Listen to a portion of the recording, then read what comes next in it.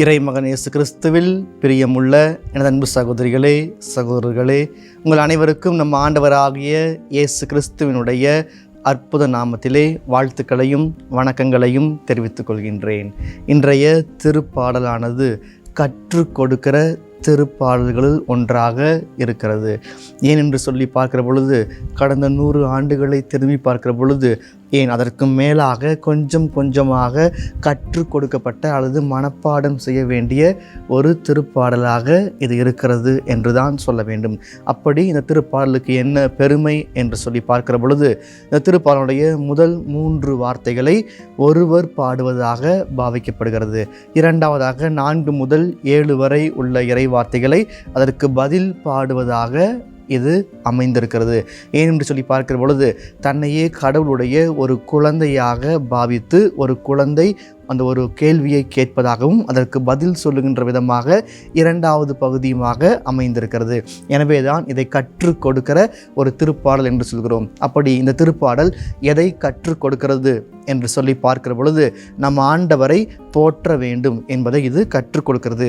கடவுளினுடைய கருணையை புகழ்ந்து பாட வேண்டும். ஏன் கடவுளினுடைய கருணையை புகழ்ந்து பாட வேண்டும் என்று சொல்லி பார்க்கிற பொழுது, இதிலே அந்த புகழ்ச்சியிலே மிகவும் ஒன்றாக ஒற்றுமையாக இருக்க வேண்டும் என்பதை இது சுட்டி காட்டுகிறது. என்று சொல்லி பார்க்கிற பொழுது, எல்லா மனிதரும் என்கிற வார்த்தையை இந்த திருப்பாடலுடைய ஆசிரியர் மிக அருமையாக பயன்படுத்தியிருக்கிறார். எல்லா மனிதரும் சுயநலம் இல்லாமல், தன்னை முதலிடப்படுத்தி கொள்ளாமல் அனைவரும் சேர்ந்து ஆண்டவரை போற்ற வேண்டும் என்பதுதான். எனவே அந்த ஆண்டவரை போற்றுவதை கற்றுக் கொடுக்கிற ஒரு திருப்பாடலாக இருக்கிறது. ஆண்டவரை பெருமைப்படுத்த வேண்டும். ஏன் என்று சொல்லி பார்க்கிற பொழுது, ஆண்டவர் எனக்கு அரும்பெரும் செயல்கள் பல புரிந்துள்ளார். அதுதான் ஆண்டவருடைய பெருமையாக இருக்கிறது. அந்த பெருமையை நாம் போற்றி பறைசாற்ற வேண்டும் என்று சொல்லி இந்த திருப்பாடலின் ஆசிரியர் மிக அருமையாக பதிலளிக்கிறார். அப்படி சொல்லி பார்க்கிற பொழுது, இதை அப்படி பதிலளிக்கிற பொழுது, தனியாக பெருமைப்படுத்தவில்லை. படைப்புக்கள் அனைத்தும் ஆண்டவரை பெருமைப்படுத்துகிறது. அந்த படைப்புகளோடு நானும் சேர்ந்து ஆண்டவரை பெருமைப்படுத்துகிறேன் என்று சொல்லி இந்த திருப்பாடலின் ஆசிரியர் மிக தெளிவாக சுட்டி காட்டுகிறார். அப்படி பார்க்கிற பொழுது, அந்த கடவுளை தனியாக பெருமைப்படுத்தவில்லை, கூட்டு சேர்ந்து அனைவருமாக ஒரே குடும்பமாக இந்த படைப்புக்கள் அனைத்தும் பெருமைப்படுத்துகின்றது என்பதை சொல்கிறார்.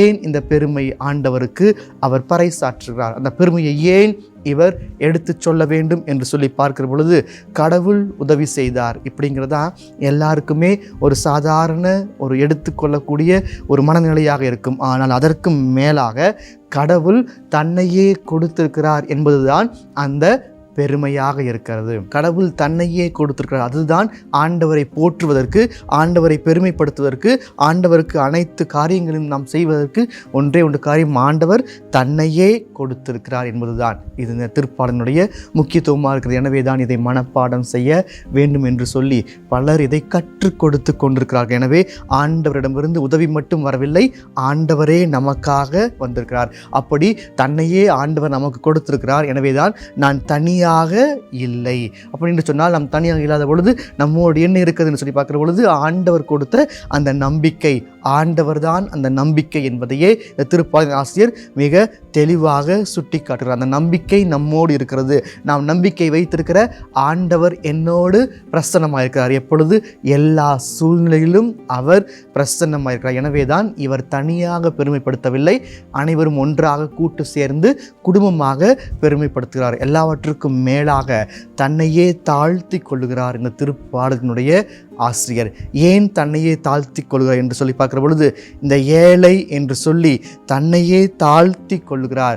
ஆண்டவரை உயர்த்தி கொண்டு தன்னை அவர் தாழ்த்துகிறார். நான் ஒன்றுமில்லை, ஆண்டவர் தான் அனைத்துமே என்று சொல்லி அப்படி சொல்லுகிற பொழுது, ஆண்டவர் எனக்கு செவி சாய்த்தார், நெருக்கடி வேளையில் என்னோடு இருந்தார், அவருடைய தூதர்கள் என்னை சூழ்ந்து கொண்டார்கள் என்று சொல்லி இந்த மிக தெளிவாக அவர் சுட்டி காட்டுகிறார். தன்னையே தாழ்த்தி ஆண்டவரை உயர்த்துகிறார் என்று சொன்னால், அவர்தான் நமக்கு எல்லாமாக இருக்கிறார். எனவே தான் இது கற்றுக் கொடுக்கிற திருப்பாடல்களில் ஒன்றாக இருக்கிறது. இதிலே ஒருவர் பதில் சொல்லுகின்ற பொழுது நாம் எந்த அளவிற்கு பதில் சொல்கிறோம் என்று சிந்திப்பார். அவர் கேட்ட கேள்விக்கு பதிலாக 3 வார்த்தைகளுக்கு பதிலாக 4-5 வார்த்தைகளை பதிலாக அந்த ஒரு குழந்தை சொல்லுவதாக பாவிக்கப்படுகிறது. நாம் கடவுளுடைய குழந்தையாக இருக்கிறோம். ஆண்டவருக்கு நாம் பதில்மொழி கொடுக்க வேண்டும். ஆண்டவர் நமக்கு பதில்மொழி கொடுக்கிற தேவனாக இருக்கிறார். எனவே உதவி மட்டும் ஆண்டவரிடமிருந்து வரவில்லை, மாறாக ஆண்டவரே நமக்கு உதவியாக வந்திருக்கிறார், ஆண்டவரே நம்மை மீட்டிருக்கிறார் என்பதை இது தெளிவாக சுற்றி காட்டுகிறது. எனவே இந்த திருப்பாடலை கற்றுக்கொள்வோம், கற்றுக் கொடுப்போம். அப்பொழுது நாமும் வளர்ச்சி அடைவோம், நம்முடைய போற்றுதலும் வளர்ச்சி அடையும் என்பதை உணர்ந்து கொள்வோம். ஜெபம். எங்களை எந்நாளும் அன்பாய் காத்து நேசித்து வழிநடத்தும் எங்கள் அன்பின் பரலோக பிதாவே, இதோ நாங்கள் உம்மை பெருமைப்படுத்த எத்தனையோ காரியங்கள் இருக்கின்றன.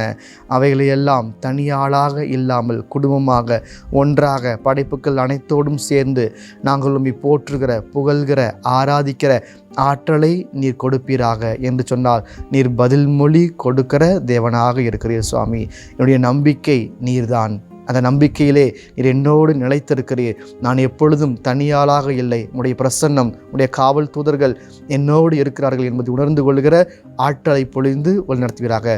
கடவுளுடைய கருணையை புகழ்கின்ற ஆற்றலை தாரும், ஞானத்தை தாரும். எல்லா இடத்திலும் ஆண்டவரை போற்றுகிற வல்லமையை எங்களுக்கு நிறைவாய் பொழிந்து ஆஸ்வதிப்பீராக.